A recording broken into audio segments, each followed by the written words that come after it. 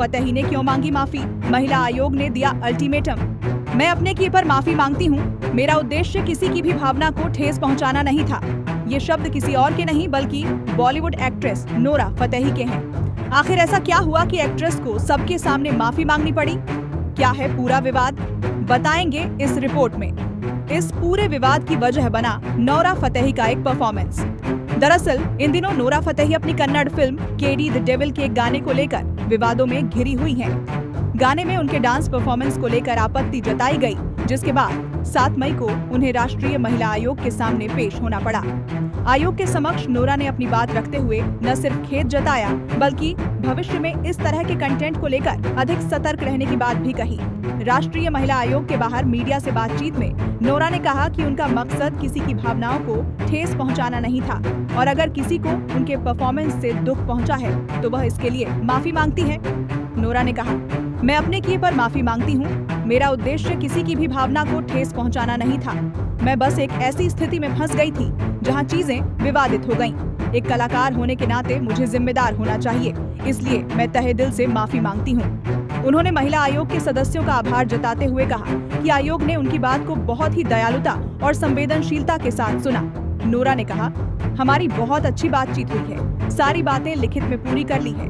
अब हमने फैसला किया है कि हमें समाज के लिए भी कुछ अच्छा करना चाहिए। इसी सोच के साथ हमने कुछ अनाथ लड़कियों की पढ़ाई का खर्च उठाने का निर्णय लिया है। I apologize. Of course, it was not my intention. It was just a situation that I was put in, and there was no intention to offend anybody.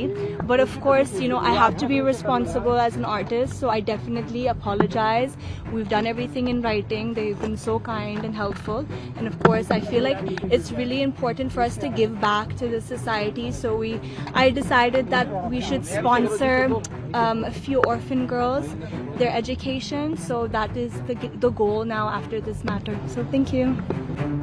वहीं आपको बता दें, इससे पहले इसी मामले में संजय दत्त भी 27 अप्रैल को महिला आयोग के सामने पेश हुए थे।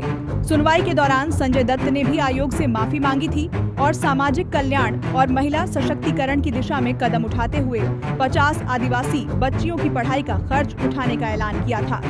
असल में Kannada film KD the devil के गाने सर के चुनर के रिलीज होने के बाद से ही सोशल मीडिया प्लेटफॉर्म्स पर लोगों की भारी नाराजगी देखने को मिली थी। कई लोगों ने आरोप लगाया था कि इस तरह के गाने अश्लीलता को बढ़ावा देते हैं, जबकि कुछ लोगों ने कलाकारों की सामाजिक जिम्मेदारी पर सवाल खड़े किए थे। बढ़ते विवाद को देखते हुए आयोग ने नोरा फतेही को नोटिस भेजा और सफाई देने की मांग की। आप इस पूरे मामले को लेकर क्या सोचते हैं? साथ ही इस गाने और उससे जुड़े विवाद पर आपकी क्या है राय?